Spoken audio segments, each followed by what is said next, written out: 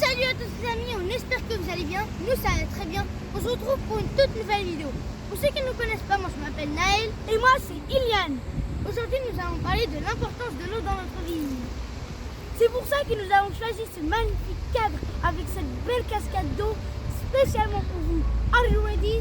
Let's go! Donc, quelle est l'importance de l'eau dans notre vie? D'abord, l'importance de l'eau dans l'histoire. Les premières civilisations de l'homme ont commencé près des rivières. Le Nil, le Tigre et l'Euphrate étaient des lieux où l'homme a commencé à s'établir sur la terre.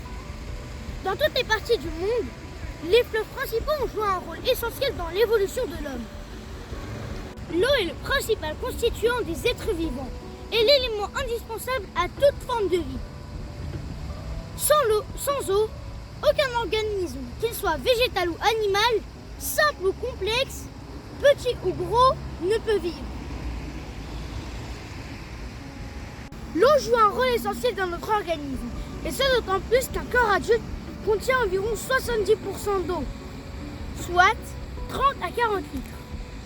L'eau sert à transporter des cellules qui nous défendent des agressions extérieures, dissoudre pour apporter des informations aux cellules, véhiculer des informations multiples sur le plan hormonal et électromagnétique, participe à la circulation sanguine, au système digestif et urinaire. Autant dire que son rôle est vital. La soif est un signe de déshydratation, tout comme une urine jaune. Mais quand on a soif, il est déjà trop tard. La déshydratation a pour conséquence de la fatigue et un manque d'énergie. La constipation et le trouble digestif, l'hypertension et l'hypotension, de l'eczéma, le cholestérol, la tendance à l'obésité et un vieillissement précoce. L'homme perd en moyenne 2 litres d'eau par jour, 0,5 par la respiration et 0,5 par la transpiration et environ 1 litre par les urines. Pour compenser ces pertes, l'homme doit absorber en moyenne 2 litres d'eau par jour. S'il perd 2% de son eau, l'homme éprouve un besoin de boire. S'il perd 10% de son eau, il se fait des hallucinations et sa peau se rétracte. Il perd 10% de son travail musculaire. S'il perd 15%, et ben c'est la mort. C'est la mort, c'est la mort. Buvez-vous la quantité d'eau que vous devriez tous les jours? Je ne pense pas, ça m'étonnerait. Boire de l'eau à des périodes bien précises maximise son efficacité dans le corps humain. 2 verres d'eau au réveil contribuent à activer les organes internes. Un verre d'eau 30 minutes avant le repas aide à bien digérer. Un verre d'eau avant de prendre une douche aide à baisser la tension artérielle. Un verre d'eau avant d'aller au lit évite les attaques ou crises cardiaques. Saviez-vous que le cerveau est composé de 80% d'eau, les os contiennent 30% d'eau, les muscles sont composés de 75% d'eau et le corps est composé de 70% d'eau. Donc, prenez soin de votre corps et buvez beaucoup d'eau. L'eau est présente partout dans notre vie quotidienne. On l'utilise pour boire, pour se laver, pour cuisiner et pour l'évacuation des toilettes et même pour arroser le jardin, etc. L'eau est aussi présente pour plusieurs activités humaines qui nous entourent, comme la production industrielle, l'agriculture, le nettoyage des villes, l'énergie, etc. La France reçoit 440 milliards de mètres cubes d'eau chaque année, sous la forme de pluie, de neige, etc. L'eau est plutôt abondante en France, heureusement. Face à cela, environ 41 milliards de mètres cubes d'eau sont prélevés chaque année par l'homme pour ses multiples utilisations. Quelle est la quantité d'eau que nous utilisons chaque jour à la maison? La consommation d'eau que nous utilisons sont de 2 sortes. Usage alimentaire. L'eau que l'on boit représente que 1% du revenu. Si on y ajoute cuisson et lavage, ça ne représente que 7% de la consommation au total. Deuxièmement, usage non alimentaire. La plupart de l'eau que nous consommons à la maison, soit 93%, est utilisée pour l'hygiène corporelle, la chasse d'eau et de diverses tâches ménagères. En moyenne, un Français consomme 150 litres par jour. Donc il est intéressant de savoir combien d'eau on utilise pour chaque geste de la vie quotidienne. Voici la consommation moyenne par chaque utilisation. Premièrement, dans la cuisine, vaisselle à la main, 10 à 12 litres. Lave-vaisselle, 25 à 40 litres. Lave-linge, 70 à 120 litres. Deuxièmement, dans les toilettes, la chasse d'eau, 6 à 12 litres par utilisation. Troisièmement, la salle de bain, toilette au lavabo, 5 litres.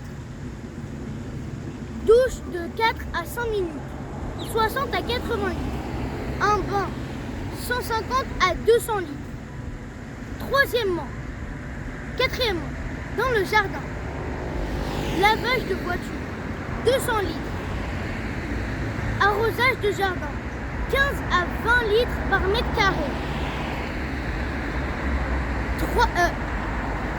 Et la piscine, 50 000 à 80 000 litres, mais tout dépend de la surface. Ça peut aller plus.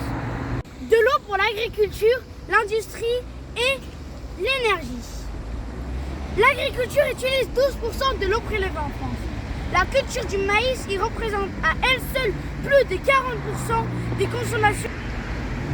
Deuxièmement, l'industrie. L'industrie utilise 10% de l'eau prélevée en France. Car il faut de l'eau pour fabriquer de nombreux produits. Les domaines les plus consommateurs d'eau dans l'industrie sont la métallurgie, la chimie, l'agroalimentaire et la raffinerie de pétrole. L'agroalimentaire, la fabrication de la pâte à papier et la production des voitures.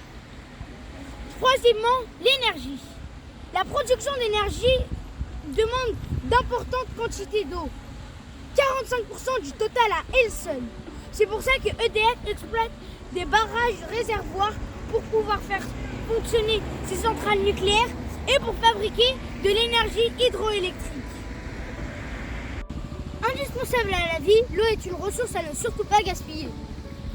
Voici nos 10 conseils pour réduire vos consommations d'eau à la maison et donc économiser sur vos factures en faisant un geste pour la planète. Commençons par fermer vos robinets. Évitez de laisser couler l'eau. Réparer les fuites. Obtenir des toilettes à faible chasse. Utiliser un pommeau économique. Récupérer l'eau de la pluie. Vérifiez votre compteur. Faire cuire vos légumes à la vapeur. Prendre des douches et non des bains et arroser intelligemment. Pourquoi devons-nous économiser de l'eau? Pour la seule raison que 97,5% de l'eau mondiale est enfermée dans les mers et les océans trop salés pour l'usage humain. Et la grande majeure partie des 2,5% restants sont enfermés dans les calottes glaciaires.